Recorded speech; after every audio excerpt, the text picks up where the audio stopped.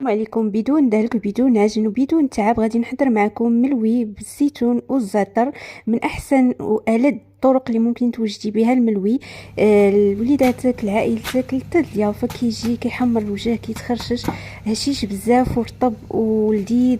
ما يحتاج انكم تقدموا مع شي حاجه اخرى لان كيجي بدوازو، كيجي زوين لذيذ. ما تنساوش خليو ليا بزاف ديال لي جيم في الفيديو ديالي، وتبارطاجيو الوصفه مع صحابكم وحبابكم، واشتركوا معايا في القناه باش يوصلكم دائما الجديد. بالنسبه للمقادير ديال العجينه ساهلين وموجودين عندنا في الدار. عندنا غير زلافه ديال الفينو، غادي نزيدوا عليها جوج زلايف ديال الفورس. غادي نزيدوا كذلك واحد راس معلقه او قريصه ديال خميره الخبز، معلقه صغيره ممسوحه ديال الملحه، وواحد المعلقه صغيره ديال خميره الحلويات، معلقه كبيره ديال السكر او العسل. وغادي نجمعوا بالماء عادي من الروبيني. غادي نبقاو نضيفوا الماء وحنا كنخلطوا بيدينا، غير كنخلطوا في الاول كنعاودوا نزيدوا الكاس الثاني وحتى هو كنبقاو نخلطوا. كنبقاو نزيدوا شويه بشويه باش ما نجريوش العجينه كتكون شاده راسها، يعني متماسكه او لا شويه قاصحه. كنبقاو غير نخلطوا بحال هكذا. من بعد غادي نحاولوا اننا بحال هكايا نديو نجيبو في العجينه بحال الا كندلكوها واحد شويه، يعني ما كتاخذش مجهود.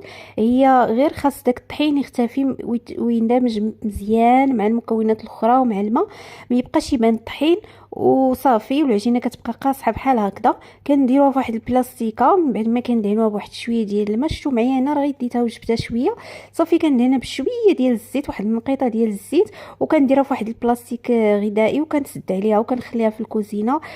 كنصاوبها في الصباح وكنخليها حتى العشيه هكايا. ملي كنبغي نوجد المليويات ديالي عاد كنبدا انه نقطع العجينه ديالي، كنحل عليها البلاستيكه. تصوروا معايا راه كتلقاو العجينه ديالكم مطاطيه ورخوه ومجبده، يعني بحال الا عجنتوها في العجانه وبالقوام المناسب. ما تحتاجوش انكم واخا تكونوا مبتدئين، يعني ما تحتاجوش انكم تعاودوا تزيدوها الماء او تزيدوها الطحين. كتجي هي هذيك صافي. كنديوها ونجيبوها عاوتاني مره اخرى، وكناخذوا واحد الطبيصل فيه شويه ديال الزيت، كندهنوا يدينا وكندهنوا حتى البلاطو فين غادي نحطو او لاطه، وكنبداو نقطعوا هكايا كريسات اللي كيكونوا متساويين، كيكونوا قد المشماشه، كيكونوا شويه هكايا كبيبرين. كنبقاو نقطعوا حتى كنكملوا العجينه ديالنا كامله. كنعاودوا ندهنوهم بشويه ديال الزيت، وضروري ومؤكد انكم تغطيوهم بالبلاستيك الغذائي من الفوق هكا باش ما يتنشفش العجينه، ونخليوهم يرتاحوا واحد 5 حتى 10 ديال الدقائق. بالنسبه للحشوه غادي نحتاجوا الزيتون الاسود اللي حيدتلو العلف ديالو ودوزتو في الهاشوار، اولا كنقطعوه غير بالموس تقطع مربعات صغيورين. وهنا عندي واحد المعلقه كبيره ديال الزعتر اللي نقيته من الحجر ومن هذاك العويدات اللي كيكونوا فيه، وصهدت واحد شويه في مقله سخونه وحكيته مزيان بين يديا اولا طحنوه. وكنزيدوا على داك الزيتون الاسود اللي قطعنا اولا اللي درنا في الهاشوار حتى ولا قطع صغيره جدا، وكنخلطوا هاد المكونات بجوج مع بعض. هنايا كنختاروا شي نوعيه زوينه ديال الزيتون باش كتجينا بني اللي كتعجبنا ناكلوها هكايا. كتجي زوينه في هاد المسمن، في هاد الملوي هذا كتجي ممتازه جدا.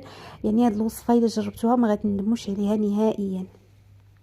ندوزو دابا العجينه ديالنا بعد ما كتكون ارتاحت وترخفات لينا. ناخذ الكويره الاولى كندهنوا سطح العمل بشويه ديال الزيت، من بعد كنبقاو نسرحوا في هذيك الكويره وحنا كنقلبوا فيها. كنسرحوا غير اطراف الاصابع باش ما تقطعش العجينه. كنبقاو غاديين معاها حتى كنورقوها تتولي شفافه. مره كنهزوها هكا كنقلبوها وكنعاودوا نورقوا. كنديروا شويه ديال الزيت ضروري فوق سطح العمل باش ما تلصقش لينا العجينه. وكنبقاو هكايا نسرحوا فيها حتى كنحصلوا على واحد العجينه اللي كتكون رقيقه وشفافه حتى كيبان لينا سطح العمل. من بعد كنجيبوا الزبده. هنايا غنجيبوا الزبده اللي كتكون بوماد على درجه حراره المطبخ. كندهنوا واحد الكميه فوق من العجين،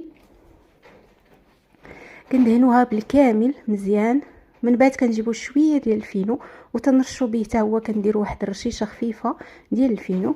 كنعاودوا ندوزو يدينا بحال هكذا وكنطنيو بهذه الطريقه هذه. تنجيبوا الطرف الاول الطرف الثاني كيوليو عندنا جوج اشرطه في الوسط. عاد كنعاودوا ندهنوا بشويه ديال الزبده وتنعاودوا نرشوا بشويه ديال الفينو. يعني كنستعملوا اي زبده كتعجبكم، يعني زبده اللي كتكون مرخوفه ديال الاكل او لا الزبده ديال العلبه. من بعد كنتنيو عاوتاني الشريط بهذه الطريقه هذه وكنبسطو مزيان بيدينا. يعني هاد المراحل مهمين ديروهم باش تصدق لكم الملوي ديالكم كيف شفتوه معايا في الفيديو. مني كيطيب كيجي محلول وورقه على خطها. كنحلوه مزيان بهذا الشكل. كنعاودو ندهنو بشويه ديال الزبده وكنرشو واحد الرشيشه خفيفه ديال الفينو، وكنحلو هكايا الشريط مزيان بيدينا من الوسط ومن الجوانب، وكنسرحوه مزيان ما تخليوهش غليظ. عاد دابا كنجيبو ديك الحشوه اللي وجدنا، ديك الزيتون مع الزعتر، وكناخدو كميه من الخليط وكندردروه فوق من الشريط ديالنا بهذه الطريقه هذه. يعني بالنسبه للكميه ما تكتروش وما تكونش قليله، باش كيجي لكم الملوي ديالكم بنين وكيجي فيه العماره، وفي نفس الوقت ماشي مبالغ فيها، كتغطي على الطبقات ديال العجينه ملي كتورق. شوفوا معايا دابا طريقه اللف، غير كنبقاو شادين هكايا وكنطويو حتى كنوصلوا للطرف ديال الشريط. هاد الطريقه ديال الطي مهمه، هذه هي اللي كتخلي الملوي كيجي محلول من الداخل ورقه على اختها، وكيتنفخ حتى في الطياب. صافي، ودوك الاشرطه بجوج دوك القنيتات كندخلوهم هكايا في الجوانب وكنضغطوا وكنحطوا على جنب. كنعاودوا عاوتاني نسرحوا وحده اخرى بالزيت، وكندهنوا كميه من الزبده اللي كتكون مرخوفه، وكنرشوا عاوتاني واحد الكميه من الفينو، وكنطويو بنفس الطريقه اللي وريتكم في الاول. باش ما يجيكمش الفيديو ممل فانا اختصرت لكم الطريقه. كنعاودوا عاوتاني ندهنوها في هذه المرحله قبل ما نوضعوا الحشوه بشويه ديال الزبده، وكنعاودوا نديروا شويه الفينو وتنديروه من هذيك الحشوه ديالنا. كنبقاو غاديين بحال هكذا حتى كنساليو. كنصحكم تكثروا من الكميه ديال الزيتون باش يكفيكم العجين كامل اللي وجدتو، لان هذا الملوي نتكدا ما غاديش يبقى يخطاكم، كيجي بنين بزاف وغيبقاو ديما يطلبوه لكم وليداتكم وحتى هما اللي الدار. هنايا صافي كنبقاو نطويو حتى كنوصلوا للشريط في الاخر، وكندخلوا هذوك القنيتات صافي وكنحطوها وكنخليوها. ما تضغطوش عليها، خليوها حتى كتساليو الملوي كامل. عاد كدوزوا الاول وحده عمرتوها وكتسرحوها بيديكم. شوفوا ملي كتبداو تسرحوا فيها ما كتخرجش الحشوه نهائيا، كتبقى الداخل وكيبان انه مقاد مزيان. يعني ماشي ملي كنبداو هكايا نسرحوا في العجينه كتبقى تخرج لينا الحشوه من الجناب ومن الوسط. صافي كنسخنوا المقله ديالنا مزيان فوق النار، المقله خاصه بالمسمن والبطبوط. المقله الثقيله كنرشوها بالقليل من الزيت وكنحطوا فيها الملويه الاولى، كنحطوها غير كنعاودوا نرشوها بالقليل من الزيت من الوجه ديالها وتنقلبوا مباشره لان المقلاه ساخنه. وهنايا انا حاطه المقلاه فوق فرن متوسط.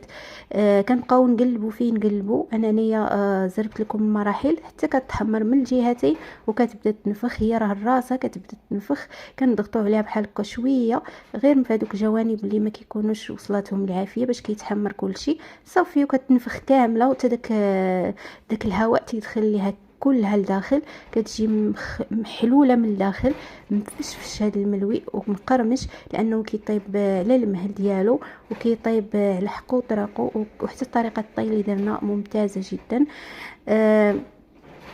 كنحيدوها من المقله مباشره، كنخليها شويه وكنفضوها بحال كذا، كنضربوها مع الجناب باش كيبان داك الفيطاج ديالها، داك التوريق كيبان مزيان من الداخل. وكنحطو هكايا في طبق ديال التقديم ولا فوق شي منديل نقي. انا راه باقا سخونه ما قدرت كاع انني نحلها لكم. المهم راه كتجي خفيفه مقرمشه، يعني تاكليها دابا من المقله واحد الكاس ديال اتاي وتاكليها كتجي لذيذه بزاف. هاد المليويات هادو كنبقاو مستمرين حتى كنساليو الكميه كامله اللي وجدنا. هاد الكميه ديال العجين اللي عطيتكم راه كتعطي واحد الكميه اللي هي كثيره. كيمكن لكم الا بغيتو تقسموا ديروا نص معمر ونص خاوي. نفس الطريقه ديال التوريق كيجي بها ممتاز، كيجي محلول وخاوي من الداخل. اولا ديروه كله عامر بهاد الحشوه.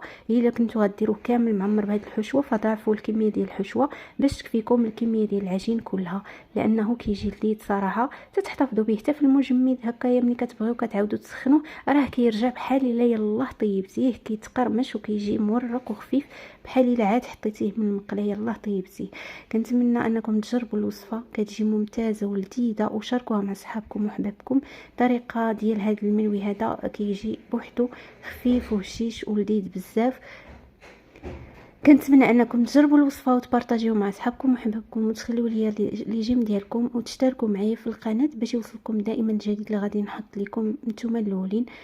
شكرا لكم بزاف على حسن المتابعه. هذا هو الشكل النهائي ديال الملوي ديالي كيف كيجي. صافي كنبقى هكا مستمره كنطيبو حتى كنسالي كامل الكميه اللي عندي. وكيف قلت لكم غير كنحطوا الملويه باش تنفخ لكم في المقله، فغير كتحطوها كترشوها بشويه ديال الزيت وكتعاودوا تقلبوها، وهكذا كتبقاو تقلبوا فيه تقلبوا حتى كيبدا يتنفخ ويتحمر من الجهتين. شكرا لكم بزاف على حسن المتابعه، نتلاقاو فيديو جديد ان شاء الله. وهذا هو الشكل النهائي ديال الملويات ديالنا، يجيو خفاف وشاش ورطبين بزاف ومقرمشين. كنتمنى انكم تجربوهم.